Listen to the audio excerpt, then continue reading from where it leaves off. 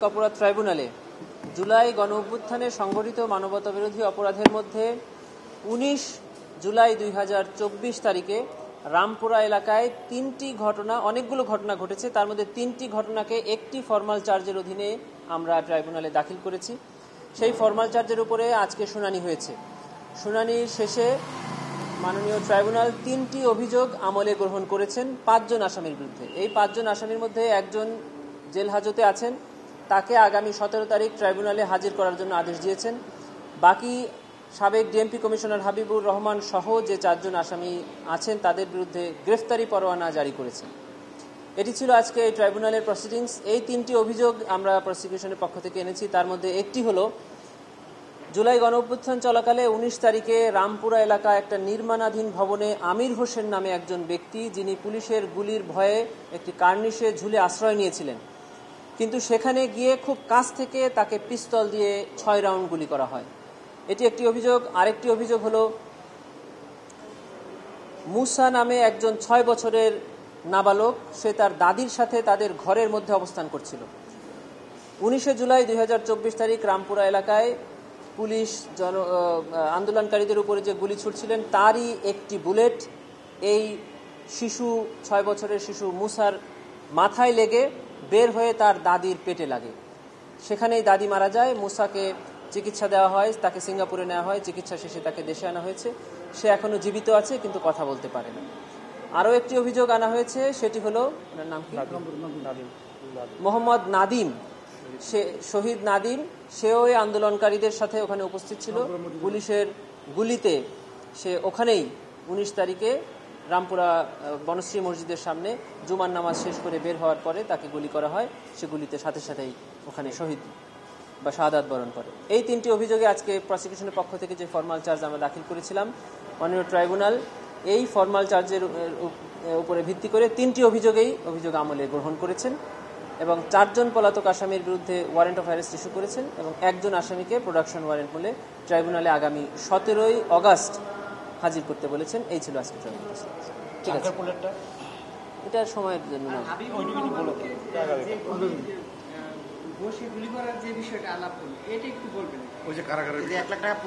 হাবিবুর রহমানের, সাবেক DMP commissioner Habibur রহমানের বিরুদ্ধে প্রসিকিউশনের পক্ষ থেকে আমরা যে কয়েকটি অভিযোগ এনেছি তা হলো, উনি সাবেক প্রধানমন্ত্রী শেখ হাসিনার লেথাল উইপন ব্যবহার করে ছাত্র জনতাকে হত্যার যে নির্দেশ দিয়েছিলেন, সেই নির্দেশের ধারাবাহিকতায় উনি ওনার সাবঅর্ডিনেট পুলিশ ফোর্সদের তার ডিএমপিতে অধীনে তার প্রত্যেকটি অধীনস্থদেরকে ওয়্যারলেস মেসেজের মাধ্যমে ছাত্র জনতার উপরে গুলি করার নির্দেশ দিয়েছিলেন এবং উনি নির্দেশ দিয়েছেন যেখানে যে পরিস্থিতিতে যে ধরনের ব্যবস্থা নেওয়া লাগে তারা যেন সেই ব্যবস্থা নেয়, স্বাধীনভাবে সেই ব্যবস্থা নিতে পারে।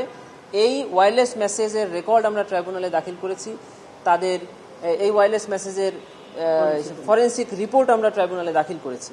শুধু তাই নয়, আরেকটি অভিযোগ ওনার বিরুদ্ধে আনা হচ্ছে, সেটা হলো এই গুলি করে নিহত করার পরে উনি নিজে থানাতে এসে যারা এই গুলি করেছে তাদেরকে উৎসাহ দেন, তাদেরকে আর্থিক পুরস্কার প্রদান করেন।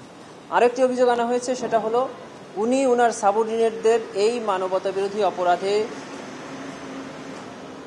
ডিএমপি কমিশনার হাবিবুর রহমান তার অধীনস্থদের তার জ্ঞাতসারে যে মানবতা বিরোধী অপরাধ সংগঠন করছেন, নির্বিচারে নিরীহ নিরস্ত্র ছাত্র জনতার উপরে গুলি করছেন, সেটি তার দায়িত্বে থেকে তিনি বাধা প্রদান করেননি বা তার সাবঅর্ডিনেটদেরকে কোনো পানিশমেন্ট প্রদান করেননি। এটিও আন্তর্জাতিক অপরাধ ট্রাইব্যুনাল আইনের একটি অপরাধ। এই 3টি অভিযোগ এটা রামপুরা থানাতে গিয়ে এই নগদ অর্থ পুরস্কার হিসাবে উনি প্রদান করেছিলেন। 1 লক্ষ টাকা পুরস্কার দিয়েছিলেন যারা গুলি করেছেন তাদের। একটা বিষয় আপনি ব্যাখ্যা করছিলেন যে ওনার যে স্টেটমেন্ট ভার্বালি এবং যেটা ফরেন্সিক করে যেটা বলছে, ওখানে একটা কথা যে হাঁটুর নিচে গুলি করার কথা, তখন কিন্তু কোর্ট একটু বলতেছিল যে উনি তো হাঁটুর নিচে গুলি করার কথা বলছেন। আপনি ব্যাখ্যা দিচ্ছিলেন যে ওই যে উনি বলছে যে যখন যেখানে যেমন সিচুয়েশন সেই অনুযায়ী ব্যবস্থা নেওয়া, আমাদের স্বাধীনতা। আপনি ওখানে ব্যাখ্যা দিয়ে কি বোঝাতে চেয়েছেন? বোঝাতে চেয়েছি যে আসলে হাইয়েস্ট বল প্রয়োগ করার জন্য উনি পুলিশকে ওপেন ফায়ার করার জন্য স্বাধীনতা দিয়েছিলেন এবং তার প্রেক্ষিতে আমরা দেখেছি যে পুলিশ নির্বিচারে গুলি করেছে। ঠিক আছে, ট্রাইব্যুনাল একটা ইস্যু করছে যে শুট অন সাইট, যে মিটিংয়ের যে এভিডেন্সের বিষয়টা সাপোর্টে আপনারা ফর্মাল চার্জের মধ্যে কিছু এটা আমরা সবাই জানি, আমাদের আন্তর্জাতিক অপরাধ ট্রাইব্যুনাল আইনের 19-3 ধারায় বলা আছে যে কিছু ম্যাটার ট্রাইব্যুনাল জুডিশিয়াল নোটিশ বা কমন নলেজে নিতে পারবে। এটা ঘটেছে 19 তারিখে 14 দলীয় জোট এবং তৎকালীন সরকারের প্রভাবশালী মন্ত্রী পরিষদের সদস্যরা মিলে একটা বৈঠক করেন এবং সেই বৈঠকে কারফিউ জারি এবং কারফিউ চলাকালে শুট অ্যাট সাইটের সিদ্ধান্ত হয়। এটি তৎকালীন মন্ত্রী ওবায়দুল কাদের সাহেব এটা মিডিয়াতে আপনাদেরকে বলেছিলেন।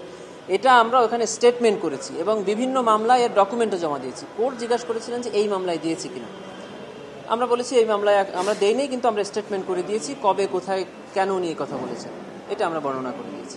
এটা এই মামলার ক্ষেত্রে যথেষ্ট, এটা এই আইনের সুযোগ আছে, ট্রাইব্যুনাল চাইলে এটা জুডিশিয়াল নোটিশে নিতে পারে। Thank you.